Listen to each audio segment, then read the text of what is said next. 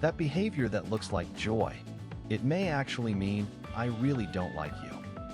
Hi, I'm Dr. Hachi, a veterinarian in Japan. Today's topic, 5 behaviors dogs show only to people they dislike. Even around someone they dislike, dogs don't always growl or run away more often. They say, I don't like this, through surprising behaviors most owners never notice. In other words, hidden in the everyday gestures you see from your dog, there may be feelings of, I'm scared, or I'm not comfortable. If some of these hit home, don't be discouraged. A dog's dislike isn't hatred, it's anxiety and unease. Notice it, change your approach, and you can absolutely win back their trust. The last one, especially, is a sign most owners miss, because it looks adorable. If you want a deeper bond with your dog, please watch until the end. Behavior number 1, heavy panting when it's not hot. A cool room, no exercise, yet your dog is panting hard. Have you seen that? Maybe he's tired, maybe he's warm. It's easy to brush off, but this can be a sign of tension and anxiety. Panting on a hot day or after a walk is normal. It releases body heat, but when it's not hot and there's been no exercise, the meaning changes. When we get nervous, our heart races and our breathing turns shallow and fast. Dogs are the same. Anxiety raises the heart rate, and the breathing gets heavy. It's not the heat, it's the feelings. Sound familiar? The panting starts when a guest arrives or when one particular family member picks them up in my exam room. I see dogs panting from nerves every single day. The question to ask is, heat or nerves? Read the situation. Is the room cool? Any exercise just before?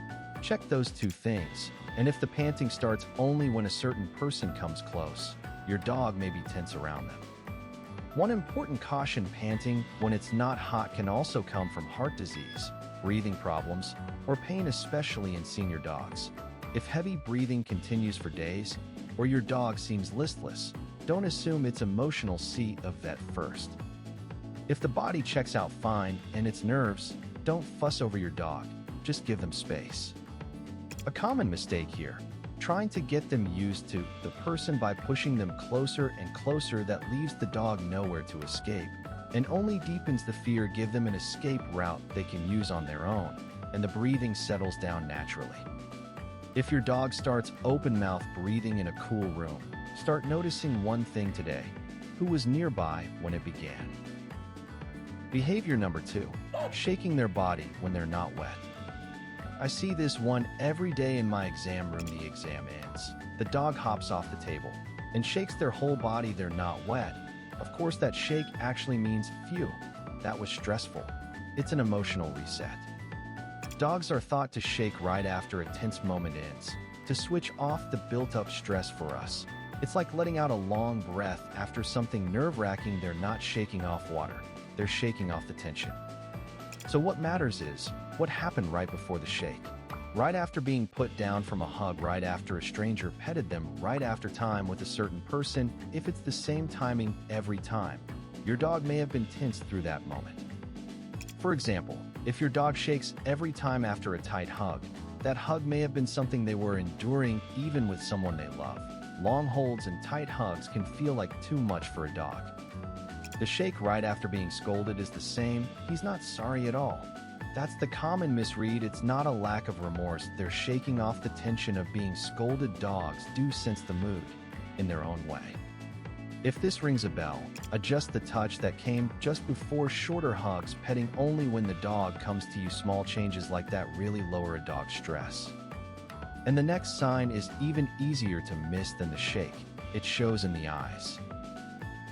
Behavior number 3, showing more white in the eyes.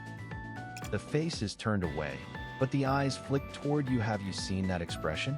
It looks like puppy dog eyes, and people often call it cute, but when the white shows in a crescent shape, it's actually a sign of real tension. In that moment, the dog is torn. I don't want to look, but I'm too scared to look away. They turn their face away, but can't take their eyes off you, because they don't know what you'll do next. I want to escape, and I must keep watch, are colliding inside them. You'll see it most often during hugs, when someone reaches for their food or toys, Or when the petting won't stop, some dogs show it only when one specific person holds them. Hard to tell from a normal glance. Look back through photos taken while your dog was being held. If there's a white crescent beside the pupil, that hug may have been a tense moment for your dog. When you notice this look, stop what you're doing and gently give them space to wail. Please stop. Keep going without noticing, and you can push a dog to the edge, one step before a growl or a bite. And one more important thing: if your dog growls at that point, please never scold them. The growl and the wail are your dog's hardest attempt at asking a dog whose please keep getting scolded gives up on signaling, and may one day bite with no warning at all. For a dog who can't speak, a person who notices these signs is the safest person in the world. If I say stop, this person understands. Once they feel that, your bond grows deeper, for sure. That's 3 down. 2 to go. The last 2 are signs even long-time dog owners hardly ever know. They're genuinely surprising. Stick with me. Behavior number 4. Crouching low with ears pinned back. Ears folded flat back. People read it as, he's being affectionate.